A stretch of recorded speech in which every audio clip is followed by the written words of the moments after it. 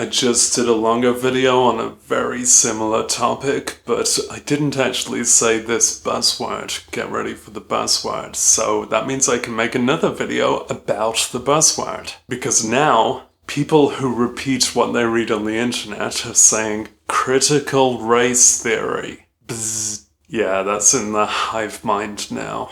Well, they'd already been saying it for a few years, and I might have pointed that out before, but I always presume they'll eventually end up learning something, which makes me President Overestimate. Yeah, you'll hear birds in the background. I live in a bird-full place. They're my neighbors. It's really in the zeitgeist now. It's reached that three-letter abbreviation status where people can type it without ever having to get anywhere near to considering what it could mean. To find out what they could possibly be talking about, let's go to the locked Wikipedia article because 1, that's where everyone's gonna go on this. And 2, Wikipedia is a really good resource that needs a less derisive reputation. A critical race theory is a movement to critically examine the law as it pertains to race. That sounds simple and welcome, unless you like preserving inequality like everyone who's up in arms about this does. But the law itself is really boring and only bozos take it seriously, so the theory also critically examines culture, because culture's an actual real thing that happens. Really though, as you can tell from the length of this article, ask 5 critical race theorists what the theory is and you'll get 266 answers. It's a wide field, and it's almost like the name's been taken as the latest boogeyman to criticize anything that conservatives have decided they don't like, as a proxy for how they dislike minorities, which just happens to be anything that offers a critique of the racial structure we impose on the world. I mean, it's exactly like that. Ask 266 conservatives what critical race theory is, and you'll get no answers. This conversation is being had in nations with a majority of what we consider to be white people, though it could still be a relevant conversation outside of those places. This is a statue of the Middle Eastern martyr Jesus Christ in the Philippines. I found a few sincere definitions, and the most controversial tenet that comes up is the recognition that white supremacy is baked into our culture. This can be difficult to detect when you're really bad at detection. It's okay, I can't tell that you're flirting with me, and you can't tell that racial hierarchy still affects us. But the evidence straight up proves it. You are flirting with me, and white supremacy is baked into our culture. Pause if you really need to be told that.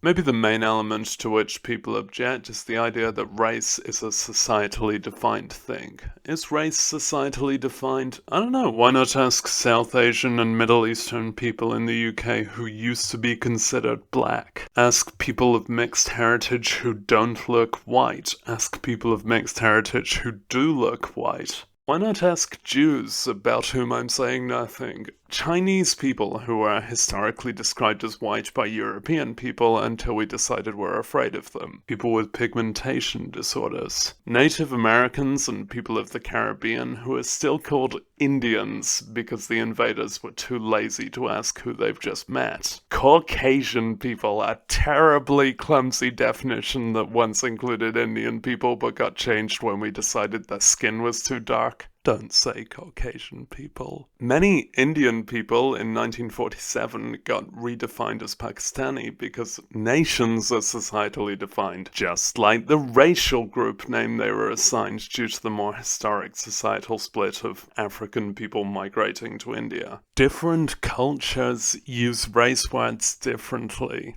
We don't even really know what an Asian person is, because nobody fucking knows where Asia becomes Europe, because both of those are things we made up, and even this method just traces ancestry a few millennia, but not far enough to collapse everyone back to Africa and Pangaea, because then we'd have to admit that it's societally defined. Why not ask black people, our loose term for those with the right amount of African ancestry, but a definition with more genetic diversity within it than the entire rest of the human world? Seriously. Why not ask people who understand that race is societally defined because of how it's defined by society? Ah, but favorite on the internet, I hear you type. Race is biologically defined. No, if you're calling race biological, you probably mean genetics. And yeah, an individual's genes are biological, and they are the exact same race as their identical twin. But race is literally the societal one. And even if there were some absolute hidden truth to find about race, we'd still end up defining it societally, because that's the system. Something worth being critical of. I think this is something we could deconstruct, so turns out I'm a critical race theorist. I've seen it claimed that critical race theory is itself racist, as if it encourages division when you counteract division. It's tedious when people use the term racist to describe measures that work against racism. They're appropriating the culture of those who have any fucking idea what anything means. Government-level opposition to critical race theory is worrying because it's a war on knowledge. The main objection seems to be when people understand what white privilege is, the privilege experienced by people who are considered white by current racial definitions. If you think that doesn't happen, then congratulations on the privilege of your ignorance.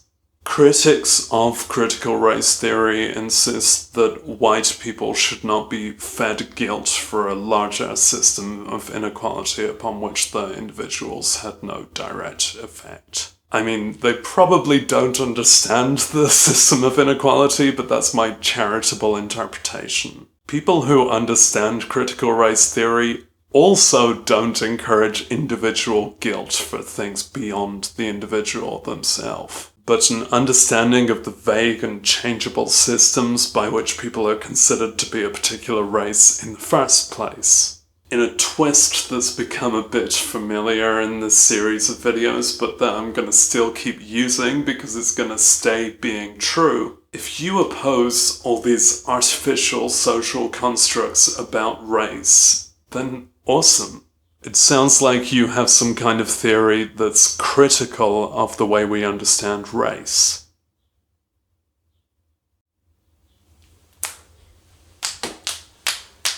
Ah.